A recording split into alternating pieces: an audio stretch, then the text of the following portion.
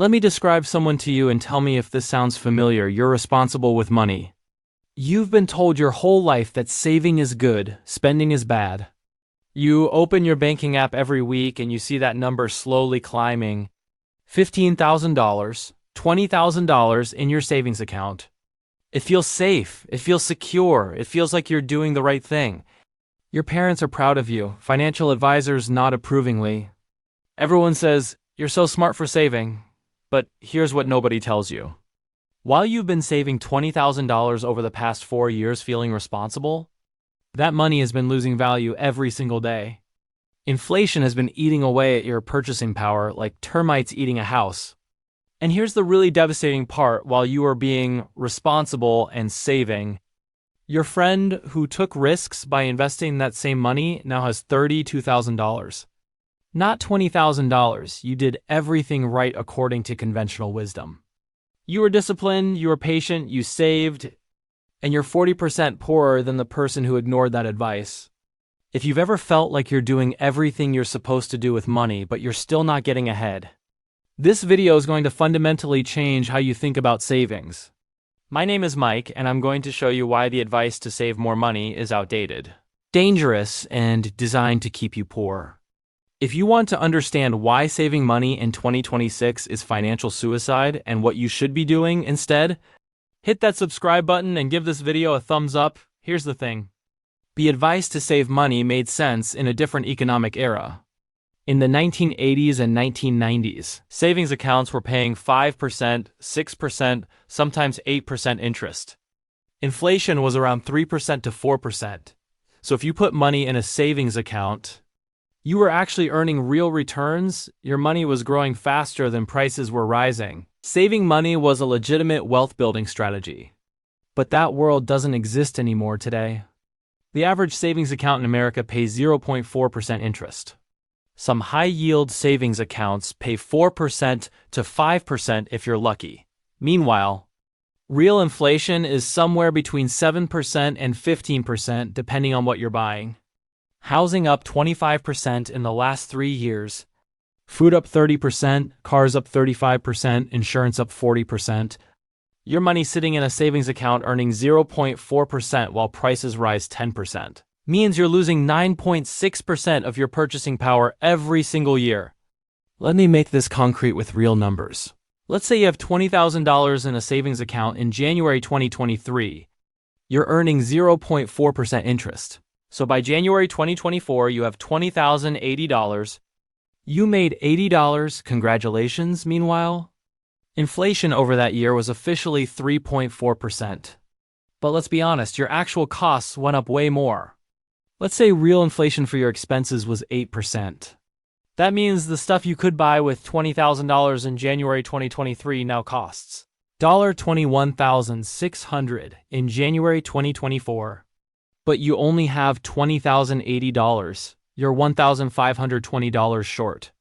You didn't spend a dollar, you were disciplined, you saved, and you're $1,520 poorer in real terms. That's the savings trap. Most people don't understand the concept of purchasing power versus nominal dollars. Nominal dollars is the number you see in your bank account. Purchasing power is what that number can actually buy. You could have $50,000 in your savings account. That number hasn't changed. But if 5 years ago that $50,000 could buy a decent used car and today it can only buy half a car, you didn't maintain your wealth, you lost half of it. But because the number in your account stayed the same, you feel like you're doing fine. This is the illusion that keeps people trapped. They look at their savings account, they see the number going up slowly, and they're making progress. They're not, they're losing. They just don't realize it because the loss is invisible. Let me show you the math with a comparison. Person A. Safe Steve. Safe Steve makes $65,000 a year. He lives below his means. Every month he saves $500 and puts it into a high-yield savings account earning 4% interest. He does this for 10 years. Never misses a month after 10 years. Safe Steve has saved $73,425. He feels great. Person B. Investor Avon. Investor Avon makes the same $65,000 a year. He also saves $500 a month, but instead of putting it in a savings account, He invests it in a boring S&P 500 index fund, average annual return about 10%. He also does this for 10 years. After 10 years, investor Ivan has $102,422. That's $29,000 more than Safe Steve. But it's actually way worse than that because we need to account for inflation. Let's say average inflation over those 10 years was 7%.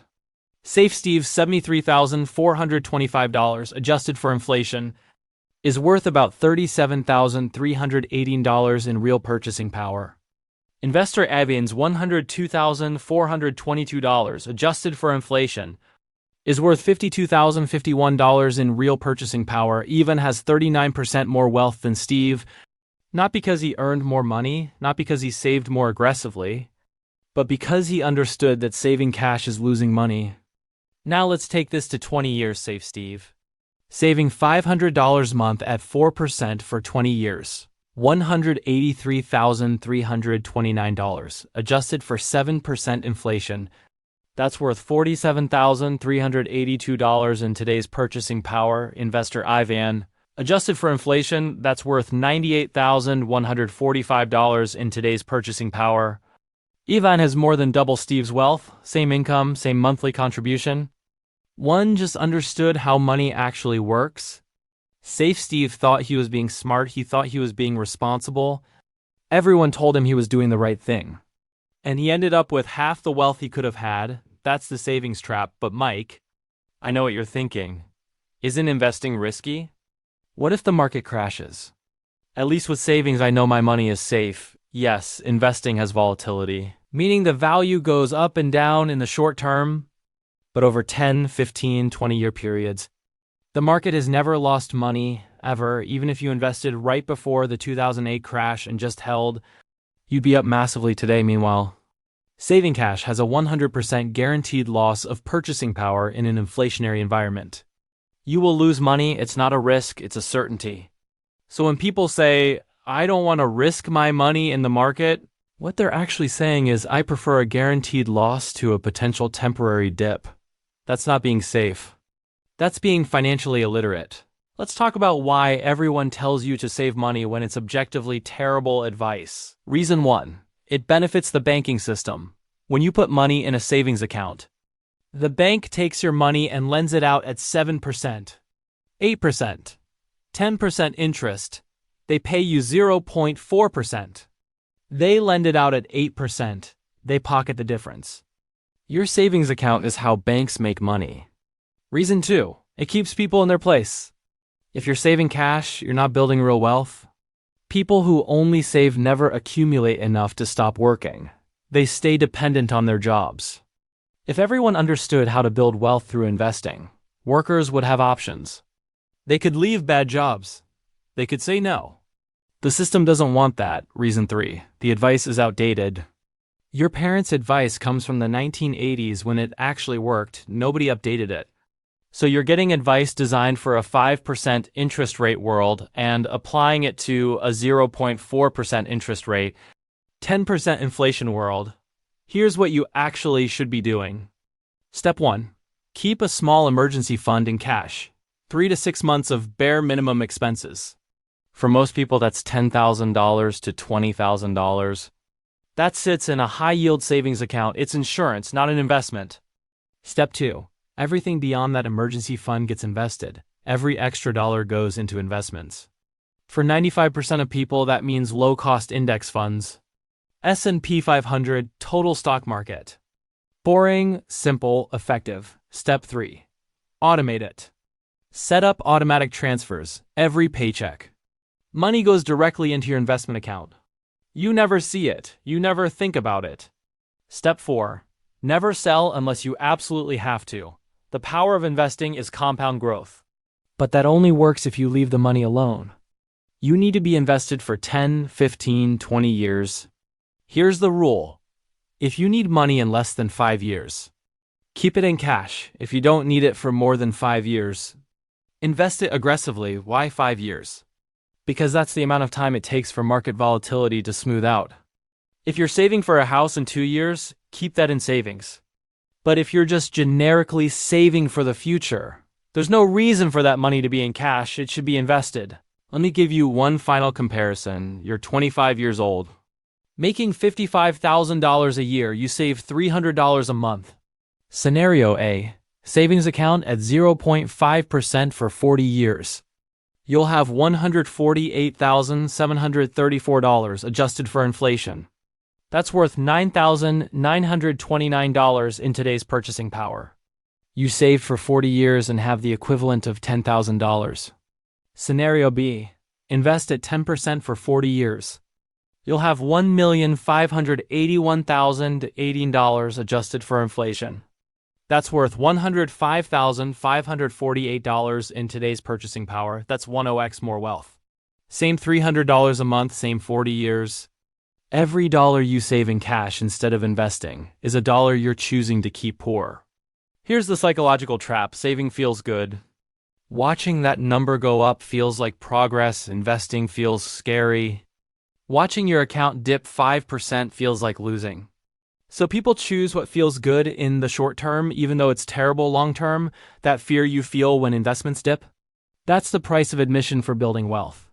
If you can't handle seeing your account go down occasionally, you will never build wealth. Rich people don't save money, they invest money. When you look at wealthy people with $5 million, $10 million, $50 million net worth, how much is in a savings account? Almost nothing. Maybe $100,000 for liquidity. But the vast majority is in investments, stocks, real estate, businesses, assets that grow. They understand that cash is trash, but poor and middle-class people hoard cash. They're proud of their $30,000 in savings earning nothing. And they stay poor. If you want to be wealthy, do what wealthy people do. Wealthy people own assets. Poor people save cash. Let me address the crash question. What if I invest and the market tanks? Let's say you invest $10,000 today and tomorrow the market crashes 30%. Your $10,000 is now $7,000. What's the alternative? That $10,000 sits in savings for 10 years, inflation averages 7%. After 10 years, your $10,000 is worth $5,083 in purchasing power. Meanwhile, even with that 30% crash, history shows it recovers in 2 to 4 years. After 10 years at 10% returns, even with the crash, you'd have around $18,000 to $20,000. Even in the worst case scenario, you're still better off investing than saving. There's no scenario where long-term saving beats long-term investing. Here's the bottom line. Saving money is not financial responsibility. It's financial suicide in an inflationary environment. Cash loses value every single day. If you have more than 6 months of expenses in savings, you're choosing to be poor. The responsible thing is to understand how money works in 2026, not 1985 and in 2026. That means investing every dollar you don't need in the next 5 years. That's not risky. That's smart. If you want to be wealthy in 10, 20, 30 years, you need to stop saving and start investing today. If this video changed how you think about money, smash that like button and subscribe. The system wants you saving cash because it keeps you poor. Now you know better. The question is, what are you going to do about it? See you in the next video.